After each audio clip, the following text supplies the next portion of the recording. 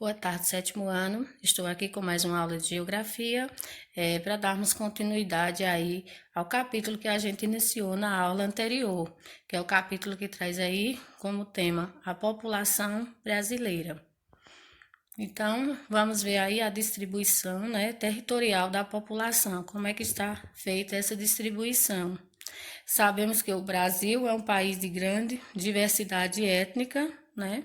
Onde aí a composição étnica é basicamente oriunda de três grandes e principais grupos, que são os indígenas, os brancos e os negros, certo?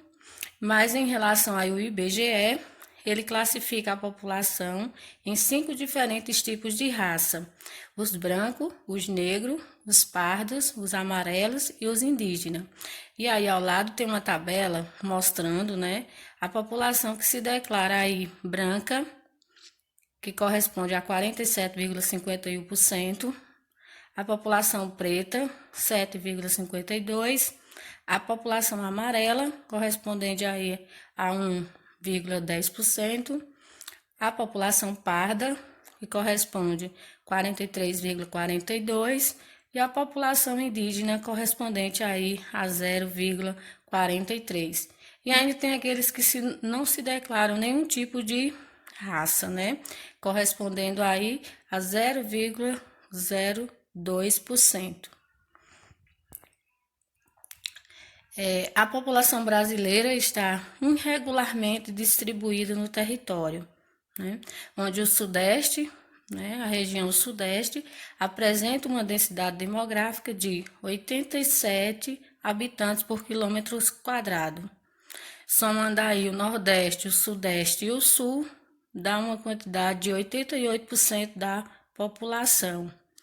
Já a região Norte corresponde a apenas 4,1 habitantes por quilômetro quadrado e o Centro-Oeste 8,7 habitantes por quilômetro quadrado.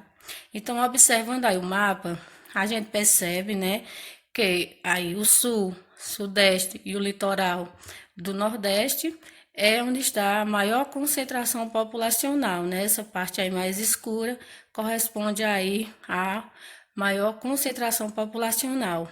Já a região norte e a região centro-oeste, que é a parte aí amarela mais clara, né? A sua população é bem reduzida em relação às demais. Então, é por isso que a população está distribuída irregularmente, enquanto uma região tem uma grande concentração populacional, em outra região a concentração populacional é bem menor. Certo? Entendido? Continuando, temos aí conhecer um pouco sobre a demografia do Brasil, né? Para começar aí, a gente tem aí uma perguntinha. O que é demografia? Então, demografia é o ramo da geografia que se dedica a analisar a evolução, o aumento e as mudanças da estrutura hectárea da população. Estima-se que em 1500 a população brasileira, né, com exceção dos indígenas, era de 15 mil habitantes. Durante aí o fim do século XIX até a década de 1920, o crescimento da população foi marcado pela entrada de imigrantes, onde aí também nesse período teve aí a explosão demográfica. O que é essa explosão demográfica? É o aumento na taxa de natalidade e a diminuição da taxa de mortalidade. Então, observando aí a tabela, a gente vê, né, percebe de 1872 para o ano de 2005, a população aí deu um salto enorme, né? Teve um grande aumento aí na população, principalmente aí de 1950 para 2005. Então, a população ela aumentou bastante. Aqui tem alguns termos, né, referente à população. Alguns termos que eu vou dar uma definição para vocês de que se trata cada uma. Primeiramente aí a gente tem a taxa de natalidade. O que é essa taxa de natalidade? Indica o número de nascimentos por 1.000 habitantes, né, num período de um ano. A taxa de mortalidade é o quê? Corresponde ao número de óbitos anuais, né, por 1.000 habitantes. Expectativa de vida. A expectativa de vida trata-se do número médio de anos que a população de um país viverá. Crescimento vegetativo ou natural. Aí é a diferença entre a taxa de natalidade e a taxa de mortalidade. Taxa de fecundidade é o quê? Consiste, né? É uma estimativa do número médio de filhos que uma mulher tem ao longo da vida. E por último, aí a gente tem êxodo rural. O que é o êxodo rural? É o deslocamento ou migração de trabalhadores que vão em direção aos centros urbanos. Ou seja, quando fala em êxodo rural, é o deslocamento das pessoas do campo para a cidade. Só voltando aqui para a gente dar uma analisada aqui nessas pirâmides, né? Temos aí uma pirâmide de 1960, 1996 e uma de 2020, onde representa aí a população, né? A estrutura etária da população brasileira. Na de 1960, percebemos aí uma base bem larga e um topo, né, bem estreito, onde a base aí representa os jovens, que vai de 0 a 19 anos. O meio da pirâmide representa aí a população adulta, que corresponde aí de 20 a 59 anos, e o topo representa os idosos, que vai de 60 anos a mais. Então, na pirâmide de 1996 já tem uma diferença aí, né? A base já está mais estreita e o topo um pouco enlarguecido. Então, quer dizer aí que a população idosa já está aumentando, né? E a de 2020 já traz aí uma grande diferença para a de 1960, né? Onde temos aí uma base bem mais estreita, né? O meio da pirâmide já está mais largo, como também o topo, né? Então, quer dizer que a população brasileira, ela está vivendo por mais tempo, né? Então, a população idosa está aumentando cada vez mais. Houve aí uma desaceleração do crescimento, né? Do crescimento da população. O governo, preocupado, né, com o aumento aí da população, resolveu tomar medidas para diminuir essas taxas de natalidade. Então, dentre essas medidas tomadas por ele, a gente pode citar aí o quê? O estímulo dos métodos contraceptivos, a laqueadura, o planejamento familiar, né, entre outros. Esses aí foram algumas medidas para diminuir aí as taxas de natalidade. Temos aí a tese dos teóricos estadunidenses, que diz que uma população numerosa prejudica o desenvolvimento econômico. Temos mais uma pirâmide aí, onde representa, né, onde está representado aí pelos jovens, adultos e idosos. Como eu já falei para vocês, os jovens correspondem aí de 0 a 19 anos, os adultos de 20 a 59 e os idosos acima de 60 anos, de 60 anos acima. É dividida também por gênero, né, a pirâmide. O que é o gênero? Homem e mulher, ou seja, masculino e feminino. Mudança na estrutura etária do Brasil. Então, houve uma mudança aí na estrutura etária do Brasil, né? A partir da década de 1980, o país passou por profundas mudanças. Quais foram essas mudanças? Tanto econômicas, sociais, políticas, né? Então, tudo isso aí, o Brasil passou por essas mudanças no período aí da década de 1980.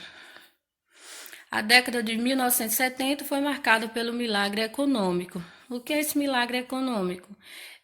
Foi representado aí, foi conhecido pelos altos índices de crescimento da economia brasileira. Então, quer dizer, esse milagre econômico aí representa, né, que a economia teve um alto índice de desenvolvimento, por isso que ficou conhecido como milagre econômico. Temos também aí o período da ditadura militar, né, que foi o período marcado aí pela administração nacional dos militares entre os anos de 1964 e 1985. Temos aí a pirâmide hectare do Brasil, né, no ano de 2000, então já dá para a gente ver uma grande diferença daquela primeira que a gente viu, onde essa aqui já traz aí, né, um topo bem mais enlarguecido, ou seja, a população idosa já está bem maior do que a que a gente viu anteriormente. Então, tudo indica aí que a população idosa, né, a tendência é cada vez mais aumentar, mesmo porque a expectativa de vida dos brasileiros, né, aumentou. Já está em torno aí de 77,5, né, por cento, que em média aí de anos que a população viverá. Somos mais de 207 milhões de habitantes, né? O Brasil ultrapassou a marca dos 207 milhões de habitantes no ano de 2018. Né? Apesar da diminuição das taxas do crescimento vegetativo é o quê? A diferença entre a taxa de natalidade e a taxa de mortalidade, né? O país apresenta índice acima da média, mesmo com essa redução, o país ainda apresenta, né, índice acima da média.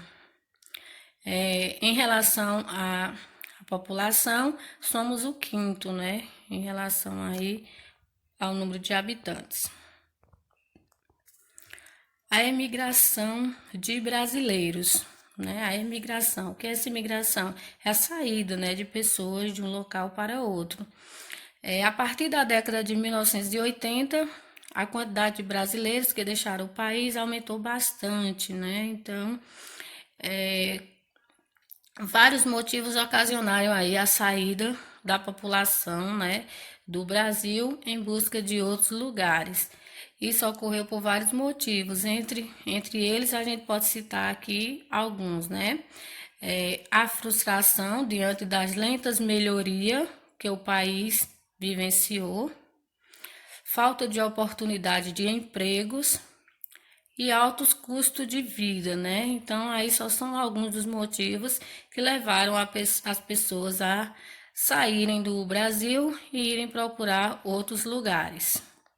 Então, tá aí mostrando para vocês a quantidade de declarações de saída definitiva do país, né? A quantidade de pessoas que saíram do Brasil e foram morar em outros países. Fuga de cérebros. O que é essa fuga de cérebros? É uma emigração seletiva de indivíduos com aptidões técnicas ou de conhecimentos. Assim, os trabalhadores, né, mais especializados, mal remunerados no seu país de origem, saem em busca de salários mais altos. É a fuga de cérebros, migrações de pessoas com formação de nível superior e profissão muito qualificadas, né? Então, a falta de oportunidade faz com que esses profissionais saiam do Brasil e vá trabalhar em outros países, né? Buscando sempre melhorias. Então, quando acontece esse tipo de imigração, é chamado aí de fuga de cérebros, referindo-se aí aos profissionais qualificados. Era esse o assunto que eu tinha para passar para vocês, né, sobre aí a distribuição da população, como está distribuída. Espero que vocês tenham entendido. Vocês vão assistir a videoaula, depois vão fazer a leitura do conteúdo no livro e fazer a resolução das questões. Qualquer dúvida, eu vou estar, né, disponível no momento que vocês estiverem assistindo a videoaula e só entrar em contato que eu tirarei alguma dúvida que ainda permanecer. Muito obrigada e em breve nos encontraremos. Tchau!